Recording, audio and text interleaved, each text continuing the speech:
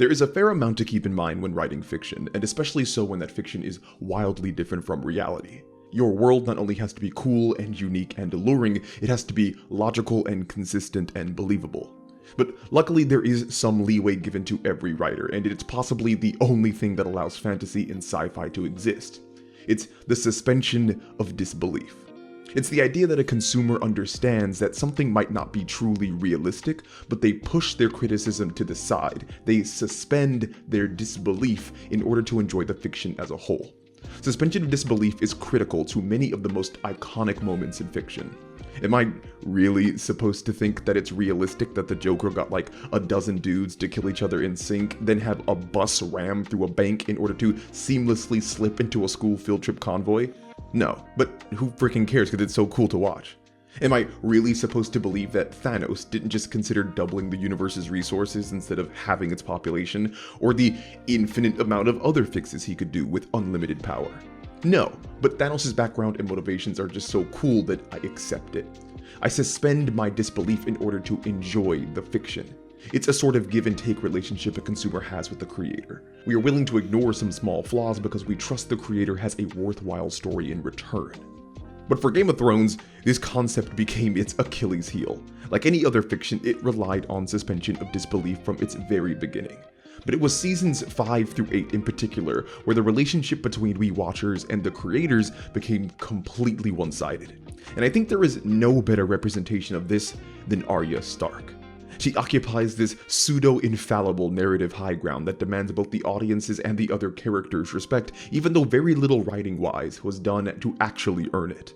And this grand narrative cataclysm came with a snarky smile, righteous indignation, and a self-assurance that tried to gaslight us into thinking that the writing horrors we were witnessing were a cause of our own nitpicking cynicism and trite expectations. But it wasn't always like this, which if anything only contributes more to my disappointment, because the roots of Arya's character and journey are truly fascinating and show the potential of an incredible character that I feel was never realized. But to contextualize just how far everything had fallen, we have to first establish the heights the show once achieved. Back in the mid-2010s, Game of Thrones became famous for being the show where anyone could die. It was the show's calling card, and the reason it was so successful is because so often in fiction there are not lasting consequences for character actions. When I see Dom Toretto get shot through the air to save Letty and they smash into a car with no injuries, I get that the story is telling me not to take things too seriously. We as watchers and readers are very used to characters being saved in the final moment or fixing their looming problems to have their happy ending. But Game of Thrones said no. When characters make mistakes, there are serious consequences, lasting consequences, and it was that fear of real retribution that created the high-stakes environment that made the show so hyper-addictive. But that was only half of the equation. The other half was that Game of Thrones took a suspension of disbelief hyper-seriously. Since the consequences that occurred were so serious, the narrative made sure that the events leading to those consequences were consistent and logical, almost down to the minutiae. Game of Thrones was a show that demonstrated that huge, larger-than-life behemoths like Khal Drogo could be taken down by a single infected scratch. This was a show where 3 of our main characters ended up dying because of a dispute over crossing a bridge.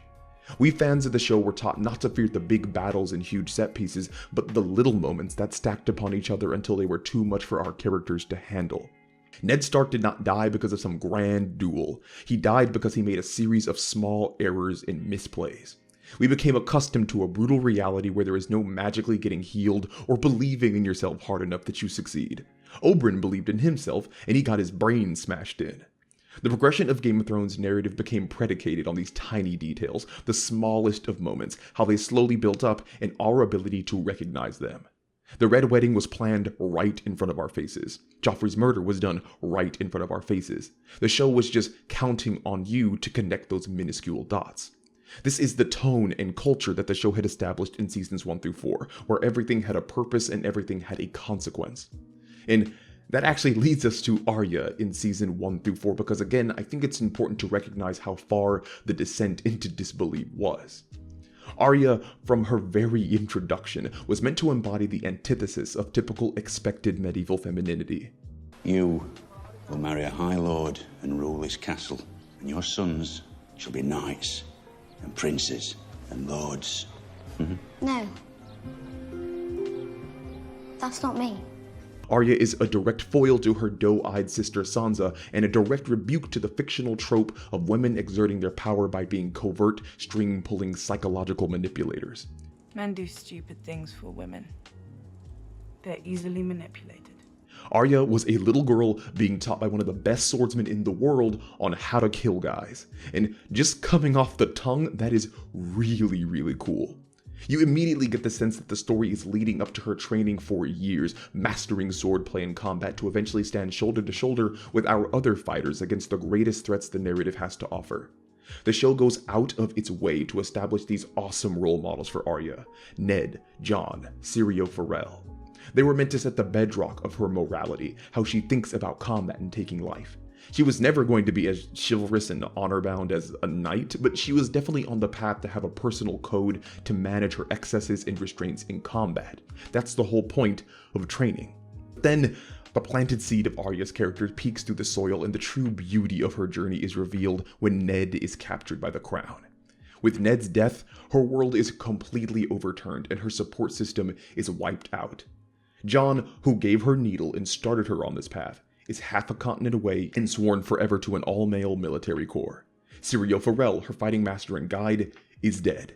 And Ned, her father, the man who believed in her enough to pay to have her trained, is now dead too. Arya is not only now alone, she must deal with the shattering of her world as a child. All those people who were giving her direction and an identity are gone. She must make sense of all the horrors that have befallen her family and friends on her own. And what has she seen? That restraint and honor and mercy end up getting you killed. But things continue to just get more and more interesting, because after ripping away Arya's positive role models, the show surrounds her with some of the most dangerous and flawed killers on the planet. Ned's death wiped Arya's slate clean. Everything that she knew and believed was gone. Arya had no identity, and I mean that both figuratively and literally. She could not be the girl she was before. If people knew she was a Stark, she would die. Keep your mouth shut, boy. I'm not a boy! You're not a smart boy, is that what you're trying to say? Do you want to live, boy? And because of this new necessity to learn of this terrible world, Arya started soaking up the lessons and philosophies of those powerful people around her.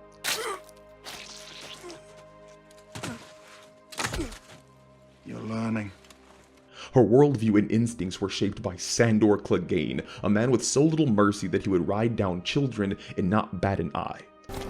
The butcher's boy. You rode him down. He ran. Not very fast. Arya spent extended time with Tywin Lannister, a man who has overseen the murder of dozens, if not hundreds of people, and views taking life as a transactional necessity. Do you disapprove? I'm all for cheating. This is war. But to slaughter them at a wedding... Explain to me why it is more noble to kill 10,000 men in battle than a dozen at dinner. And most consequently, she bonded with Jaqen H'ghar, a literal assassin whose sole purpose in life is to kill without question or provocation. Arya Stark's entire existence became about murder. Her identity became the list of people she wanted to kill. Her outlook on the world and what she expected from others came from these merciless men. Arya never got to be a teenager. She never got to have the worries of a young girl coming into her own. Her life was centered on revenge. That is who she was, and that is all she was focused on being. Which, of course, is the perfect symbolic segue for her journey to Braavos and the House of Black and White, where she literally attempted to become no one. And if you take a step back and consider what all this means as objectively as one can, it's terrifying. Arya, up to that point, has killed a lot of people, and pretty unremorsefully so. But the main reason that we don't consider Arya to be a monster like so many other characters is because her rage and bloodlust just happen to be aimed at people that we also don't like. The same people that hurt Arya hurt us, and we want to see them get what's coming, but Arya's pretty messed up too. Arya's background is pitch perfect for an anti-hero, and what the show had perfectly primed itself to do was explore Arya as this character who had not so much fallen from grace and innocence as she was pushed from it, and really test the apologist nature that fictions can cultivate in fans. Arya was about to learn how to kill people with magic, and even though we sympathize with her journey, we could see that her obsession was changing her to an unhealthy degree. The real commentary that the narrative had set up was whether or not we fans and other characters would continue to be on her side as she went deeper into this dark path of murderous indulgence and revenge. She's a monster, you do know that. To you, I'm sure. To others as well. But after we've won, and there's no one left to oppose us, when people are living peacefully in the world she built, do you really think they'll wring their hands over the way she built it? But that commentary never happened. That exploration of anti-heroism and no-holds-barred payback went completely by the wayside. You think you wanted revenge a long time? I've been after it all my life. It's all I care about. You want to be like me? Thank you. Because instead, Arya became the darling child of a 4-season-long action blockbuster that was far more focused on spectacle than introspection. And what I mean by that is that the show did away with serious, intimate, methodical character moments to more frequently indulge in sequences that amount to fantasy eye candy. And this is the crux of how things went so wrong. Arya's storyline stretches that relationship of suspension of disbelief far past its limits. There are two problems with Arya from season 5 on, and the first is that her ascension into being a world-class assassin makes no sense, and therefore all of her feats in the later seasons seem completely unearned. And I'm not trying to be a pedantic stick in the mud that wanted to see her train for 9 seasons to know the difference between a dirk and a dagger. I mean the literal process by which she became a master assassin is just asinine. Here is literally everything that happens while Arya is in Bravos. She washes dead bodies, she fails her very first assassination mission, she kills Meryn Trant, she goes blind, she is put on the streets to starve, she trains to fight blind, she gets her eyesight back, she immediately fails her second assassination mission, she gets eviscerated by the waif, she takes a nap and gets painkillers, she kills the waif after the nap, and when she goes to confront Jaqen H'ghar, he says her training is complete, allowing her to leave for Westeros. But like, what training? She was in Bravos for, what, a few weeks? A few months? Most of that time was spent doing nothing, and the main training she did was learning how to fight with a stick. Nothing we have seen comes close to establishing Arya as a skilled assassin or fighter. Yet when she comes to Westeros, she is supposed to be a battle-tested warrior on par or better than Brienne of Tarth. Man, I wish we had some footage of previous fights Brienne is taking place in to get a proper reference for her skill in combat.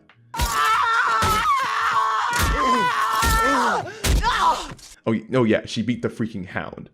But this problem is minor compared to the other one.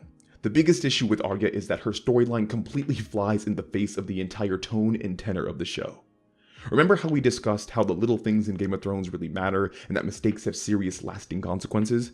Again, think back to Khal Drogo being bedridden from a scratch. Well, Arya gets sliced and diced, then thrown into a dirty river. No other character had come close to surviving this kind of brutality. Half of us were expecting her to get an infection and die, but if there was ever plot armor, Arya must have been wearing it because she not only survives, she is able to have a protracted chase scene through a city with multiple stab wounds and defeat the waif immediately after. This sequence passed far beyond suspension of disbelief and crossed over into Fast and Furious style action spectacle. Arya coming away successful and healthy from this spit in the face of everything the show had stood for prior.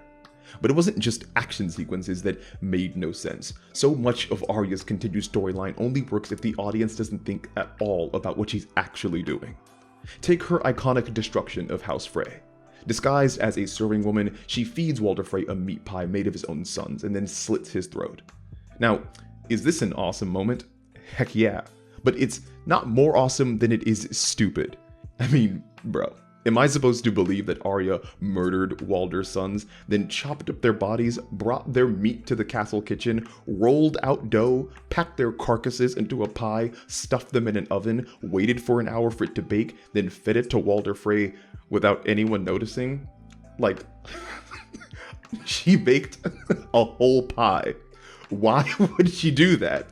I mean, like, sure, it's cool for us watching, but like, she baked a whole pie.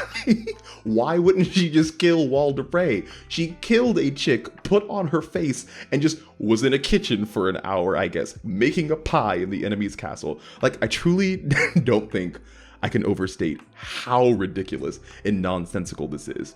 But I guess That's the point. It wasn't meant to be logical or believable. It was meant to be cool. That's what Arya became. Instead of this really interesting commentary on a traumatized child who was quickly becoming a murderous psychopath because of her quest to avenge her family, we got Arya Stark, hype queen. The showrunners wanted to appeal to a wider fan base of everyday moms and NFL fans, so they ramped up the cool action and steered away from crafting characters. The show is so blatant in trying to make Arya the cool, aloof rogue of the party. She exists to be awesome. That's why she gets to kill the Night King, because it would be way more awesome and surprising for her to do it than Jon. And it's all these things in tandem that heralded in and more or less exemplified the demise of the show. You want a good girl, but you need a bad pussy. The showrunners were leaning far more on our suspension of disbelief than their own good writing. Did we fight well? As well as could be expected. It was never our forte. Golden roses, indeed. It's how they justify, well, Dany kinda forgot, or Euron's teleporting fleet, or Sansa just randomly becoming hyper-intelligent. Suspension of disbelief is a powerful and sometimes necessary part of fiction. But what a writer should not do is drastically change the expectations of disbelief halfway through their narrative. It is absolutely fine to tell a story that is not to be taken seriously or dissected meticulously. There are great stories like this. But Game of Thrones specifically was a show given power by its promise to fans that it would do all those things. House of the Dragon comes out sometime this year, and I am nearly ashamed to say I'm eagerly waiting to watch every moment. My only hope is that the proper lessons have been learned, and that our next biggest Song of Ice and Fire fiction can remain true to itself and true to us. Anyway, thank you guys for watching all the way to the end. If you like what you heard, like, comment, and subscribe. If you want to be a real homie, check out my Patreon, or check out some of my books on my website. I will leave a link in the description. As always, it was a pleasure, and I will talk to you all again soon.